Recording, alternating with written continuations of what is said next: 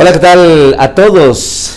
Vamos a ver la primera parte del curso de Pedagogía y Andragogía y vas a tener una clase completamente práctica en apenas 20 minutos. Así que présteme mucha atención en este momento. Arrancamos ahora. ¿Qué sucede? Primero que nada, nuestro tema que nos atañe y nos compete el día de hoy es la pedagogía y la andragogía juntas. ¿Cuáles son las diferencias entre las dos cosas? Comprendamos en primer lugar que la pedagogía es el estudio hacia los niños, cómo nosotros les enseñamos a los jóvenes, a los niños, hasta las personas que todavía están para recibir información y todavía no tienen la conciencia de cómo o cuál es la información que ellos quieren pedir. Y la andragogía es el estudio a los adultos, es decir, exactamente el adulto qué es lo que quiere escoger, el adulto qué es lo que quiere recibir y él decide completamente cuál es la información que quiere llevarse consigo mismo. Pero son lo mismo, son dos cosas diferentes. ¿Cómo diferenciamos entre enseñar a un niño y enseñar a un adulto? Y vamos a comprender varias cosas. La primera, la pedagogía tiene tres elementos fundamentales que debemos comprender. Uno, en primer lugar, el profesor como tal. El maestro es el que va llevando el tema y el guión de la enseñanza. Es una persona que habla, que explica, que va comentando y que no permite en ningún momento que nada intervenga con su presentación. En segundo lugar, tenemos al estudiante. El estudiante es la persona que recibe la información y que comienza a captar toda la información en su cabeza y simplemente él se lleva esa información. Y en tercer lugar, tenemos la evaluación. Una evaluación que la da el estudiante a través de lo que el maestro le acaba de decir. Con estos tres elementos fundamentales, tenemos ya un proceso de pedagogía. Es decir, el estudiante aprende lo que usted le dice y luego es evaluado el estudiante por el profesor. Y se acabó. La pedagogía nos va llevando a un proceso de enseñanza rígido.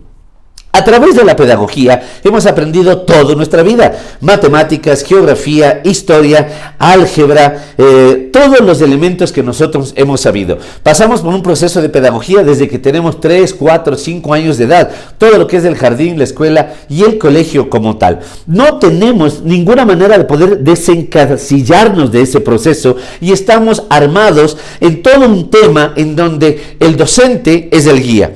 El docente es la única persona que maneja ese proceso de enseñanza-aprendizaje y no existe ninguna otra manera de que otra persona pueda cambiar ese concepto. Hasta ahí, tenemos entonces que la pedagogía nos va a llevar hacia el objetivo principal, tener competencias laborales. ¿Desde qué punto de vista? Que cada estudiante debe tener, primero, conocimientos y en segundo lugar, habilidades. Las dos cosas se las enseña usted y se las entrega usted por completo. Ese es el proceso metodológico de la pedagogía. Ahora, habíamos visto la semana anterior también de que existen dos procesos que debemos vincular completamente en un proceso pedagógico. Y en primera instancia es la enseñanza. La enseñanza debe tener algunos elementos fundamentales en cómo vamos a conseguir los objetivos de los estudiantes. Eso debe estar incluido en su proceso de enseñanza. Y en segundo lugar, muy importante, la evaluación. Es decir, cómo conseguiré aprobar este curso después de haber aprendido. Los objetivos del maestro deben estar completamente claros para que la evaluación simplemente te lleve a tener ese resultado. Un ejemplo, el día de hoy vamos a aprender cuál es la diferencia entre pedagogía y andragogía. Entonces, la evaluación final, la tarea final es usted entrégueme un resultado entre las dos cosas. ¿Qué entendió? ¿En qué se diferencia la pedagogía de la andragogía? O uno de sus objetivos es enseñarles a las personas a ser un líder carismático. ¿Cuál será la evaluación? Enséñeme usted cómo aprendió y de qué manera este curso cambió su vida. Entonces, el proceso enseñanza-aprendizaje acompañado de la evaluación forma completamente este triángulo que nos van a permitir a cada uno de nosotros tener un aprendizaje completo. El siguiente elemento muy importante son cuáles son las modalidades en pedagogía que existen hasta este momento. Y por ejemplo, el primero, clases teóricas. Cuando el profesor llega y se manda toda una clase y comienza a teorizar. Y estamos hablando nuevamente de historia, de geografía, de cívica, estamos hablando de ciencias sociales, de matemáticas, todos los elementos que a usted le enseñaron, y el profesor llega y da una charla magistral, aproximadamente de 45 minutos a una hora, y el estudiante toma nota y luego de eso tiene que hacer un resumen para poder aprender lo que el profesor le enseñó. En segundo lugar, las clases prácticas. ¿Qué es una clase práctica? En donde nosotros al estudiante le enseñamos cómo actuar frente a la realidad. Es decir, ponemos un caso en particular y el estudiante tiene que resolverlo, y luego pues obviamente tendrá ya en su mente el conocimiento que se va a manejar y que se encontrará en un momento dado de la vida diaria. Un seminario taller es construir conocimientos a través de la interacción o actividad entre los estudiantes. Cuando damos un seminario, la gente está sentada entre sí. ¿Y cuál es la diferencia entre dictar un curso y hacer un seminario? Que ellos participan entre sí, así como nos han hecho todos los profesores que han pasado ya por este diplomado, por este coaching que estamos haciendo nosotros. Ellos nos hacen trabajar entre nosotros y todos nosotros sacamos conclusiones. Eso es un seminario taller. Y el último, las prácticas de examen. ¿Cómo nosotros podemos llevar a una persona para que pueda examinar prácticas externas, que ellos puedan examinar cómo se hacen las cosas en algún lado? Por ejemplo, si yo voy a dictar una clase, una cátedra, que tiene que ver con la implementación de las normas de calidad, entonces yo les puedo llevar a una empresa que ya tiene implementadas las normas de calidad adentro de su empresa. Con eso ellos pueden ver cómo se manejaron los procesos y de qué manera se puede implementar, cómo se puede enseñar a las personas a tener este proceso de calidad en su enseñanza. Y las tutorías. ¿Qué es una tutoría? Es cuando usted se queda de tutor. ¿Qué es un tutor? Una persona que está al lado y que te está enseñando y que te está explicando cómo se hacen las cosas y cómo cada vez nosotros podemos ir mejorando la manera de entender y cómo podemos aplicarlo en la vida diaria. Y aquí tenemos a los elementos fundamentales en pedagogía que vamos a manejar. Entonces estamos hablando de clases teóricas, clases prácticas, seminarios, talleres, prácticas externas y tutorías. Esto es lo que habíamos visto. Ahora, ¿qué sucede cuando nosotros tenemos ahora prácticas no presenciales? Cuando les enviamos a la casa a los chicos para que ellos puedan elaborar algún tipo de trabajo y este trabajo nos lo presente a nosotros. Y ahí tenemos trabajos en grupo. Se reúnen las personas para hacer un trabajo en grupo, pero mucho ojo, debemos tener mucho cuidado con este concepto del trabajo en grupo. Lo interesante es que todos comparen sus conocimientos y saquen una sola conclusión y te presenten un solo trabajo que se convierta en la combinación de saberes entre unos y otros. Ese es el verdadero concepto de un trabajo en grupo. Y también el trabajo autónomo, el que ustedes tienen que hacer, el que ustedes tuvieron que hacer entre el primer webinar y el segundo que tuvimos conmigo. Es un trabajo que usted lo va a realizar. ¿Cuál es el tema en particular que usted quiere dictar? En segundo lugar, ¿cuál es el objetivo al cual usted quiere llegar? Y en tercer lugar, ¿con qué estrategia metodológica lo va a hacer? Esos tres elementos fundamentales les van a ayudar completamente a que usted pueda elaborar un proceso de metodología para enseñarles a sus futuros estudiantes. ¿Por qué? Porque a esto les llamamos nosotros modalidades organizativas, y estas modalidades adentro de pedagogía son los elementos fundamentales que van a hacer que usted sea un excelente maestro, un excelente profesor. Bien, para lograr nosotros llegar de mejor manera, yo siempre les recomiendo a los estudiantes que elaboren mapas conceptuales. El mapa conceptual te permite tener de un solo golpe de vista, ¿sí?, todos los elementos de la enseñanza que le quieres dar. Y yo siempre les digo, hagan comparativos, hagan comparaciones entre un lado y el otro. ¿Cómo encontré la empresa y cómo la voy a dejar? ¿Cómo le encontré al estudiante y cómo lo voy a dejar? ¿Cuáles son los parámetros de comparación en cada uno de los temas que ustedes tienen? Y de esa manera será mucho más fácil que cada uno de ellos pueda elaborar. Un mapa conceptual es un instrumento que nos permite ir más rápido en lugar de tener textos demasiado amplios. Los mapas conceptuales nos van a enseñar a dos cosas. Primero, es una gran herramienta para el maestro y una gran herramienta para el estudiante. Siempre les digo a los chicos, cuando van a defender una tesis, haz cuadros comparativos que te van a permitir explicar las cosas de un solo golpe de vista y de una sola manera, y de una manera cada vez más técnica y didáctica, que te van a entender de mejor manera. manera. La metodología para hacer un correcto mapa conceptual. Siempre debemos tener, en primer lugar, claro el objetivo a donde queremos llegar. Y en segundo lugar, cuáles son los pasos que queremos ir llegando para que este mapa conceptual vaya siendo efectivo. Es decir, la metodología es saber a dónde voy y por qué camino voy llegando. El mejor ejemplo de esto es, si decidimos irnos a la playa, ¿por dónde nos vamos? ¿Por Santo Domingo o por Nanegalito? Por cualquiera de los dos lados. El objetivo es irse a la playa, el método es por dónde nos vamos y la carretera es la metodología que nos va llevando hacia nuestro objetivo principal, nuestro objetivo final.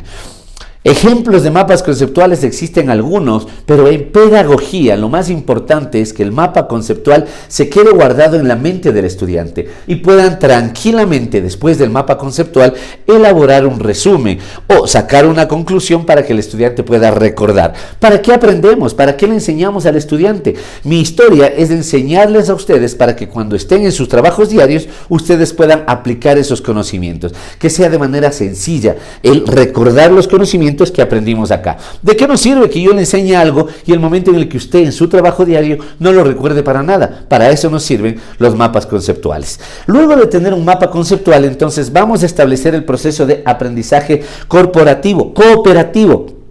¿Y qué quiere decir esto? Trabajar en equipo, hacer que las personas se junten.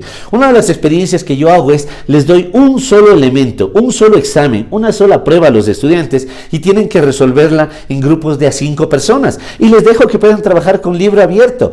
Los estudiantes festejan porque dicen va a ser mucho más fácil hacer un trabajo en equipo y encima con libro abierto. Sencillo, profesor, vamos a entregarle así de rápido el trabajo. Pero no se dan cuenta que al trabajar en equipo, a trabajar cooperativamente, tienen que aprender a hacer una cosa, a escuchar a sus compañeros y a sacar conclusiones colectivas. Y eso es lo difícil en la vida. ¿Por qué? Ustedes deben recordar que cuando estábamos en el colegio, en la universidad, nos enseñaban a dar los exámenes solitos, a ser completamente egoístas con la información. No me copies. Lo interesante en la vida práctica es que ahora todos vamos a aprender y pedagógicamente hablando tienen que hacer eso, que las personas trabajen cooperativamente y yo puedo emitir una idea, tú puedas emitir otra y él puede emitir otra y entre los tres sacamos una sola conclusión, que eso es lo que les va a pasar en la vida diaria. Ninguno de ustedes va a trabajar solito en su empresa, sino que van a trabajar cooperativamente con sus respectivos compañeros. Entonces, ¿qué hace el aprendizaje cooperativo? ¿Qué aprenderán cuando están haciendo aprendizaje cooperativo? Primero, interdependencia positiva. Esto quiere decir que son independientes, pero a la vez dependientes cooperativamente hablando. Y debemos hacer que las personas aprendan a trabajar de esa manera.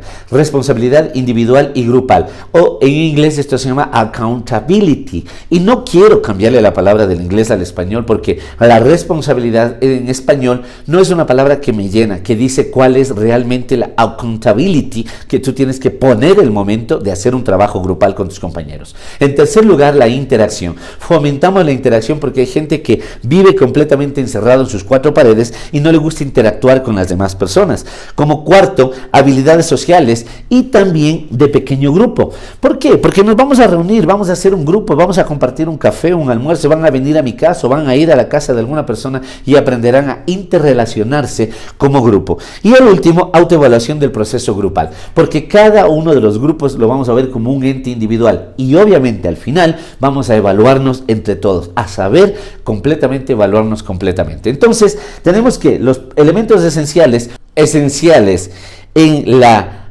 aprendizaje cooperativo son interdependencia positiva, responsabilidad individual y grupal, interacción, habilidades sociales y de pequeño grupo y autoevaluación del proceso grupal. Y ya para finalizar, vamos a asignar roles. Es importante que adentro de la aprendizaje cooperativo que está adentro del proceso de pedagogía que ustedes van a manejar, vamos a asignar roles importantes adentro de la sapiencia de cada estudiante. Y son, primero, siempre va a haber un líder. La asignación de un líder es importante porque eso les va a dar un proceso de liderazgo más adelante en su vida. Segundo, va a haber un secretario de grupo, que es el que toma nota y que sigue todos los pasos que el líder va a manejar. Va a haber un portavoz, alguien que reúna todos los elementos y que vaya a conversar o a hacer la exposición. Tercero, hay un revisor o una persona que revisa que todo esté correcto y que esté listo para presentar ante el profesor o el monitor. Y el monitor, que viene siendo una persona que va monitoreando el trabajo de todos y cada uno de ellos, y al final existe una persona que es el apoyo del líder. Yo le llamo un comodín, una persona que es el líder de segunda planta. Con esto realmente resumimos todo el proceso que debemos manejar en el proceso de pedagogía. Entonces, ahora ya tenemos claro el panorama. La pedagogía es llevar todo el proceso de aprendizaje con los estudiantes a través de una sola línea conductora, una sola línea que les va a servir a ustedes para poder, como maestro, tener los objetivos bien claros y que al final puedan evaluar. ¿Qué es realmente un verdadero pedagogo? Una persona que enseña, una persona que orienta y una persona que evalúa correctamente. Pero realmente vamos a trabajar sobre el proceso de andragogía y ese es el tema que veremos la próxima semana con cada uno de ustedes. Así que nos preparamos, vamos a chequear y el próximo webinar será exactamente acerca de andragogía, el tema que nos atañe y nos compete, que de ahora en adelante la nueva sapiencia en el mundo entero es manejar la andragogía, no solamente en un proceso de enseñanza-aprendizaje, sino también en un proceso completo a través del cual usted va a trabajar en sus empleos. Ya no debemos nosotros enseñarles a las personas, sino vamos a esperar que el constructivismo trabaje para nosotros. Es decir, que cada uno de ellos pueda y logre aprender algo y el adulto escoge qué es lo que quiere aprender y es lo que va a enseñar a las demás personas. Entonces, nos vemos la próxima semana con el próximo webinar. Y cada uno de ustedes sacará sus propias conclusiones. Recuerden que también el sábado 28 vamos a estar ya en nuestra clase presencial y vamos completamente a ver exactamente cuáles son las diferencias y a trabajar en el aula para que cada uno de ustedes pueda llevarse esto como elementos fundamentales y poder ponerlos en práctica cuando estén enseñándoles a las personas. Les agradezco mucho por esta atención y nos estamos viendo la próxima semana. Fuerte abrazo, que se cuiden mucho. Hasta la próxima.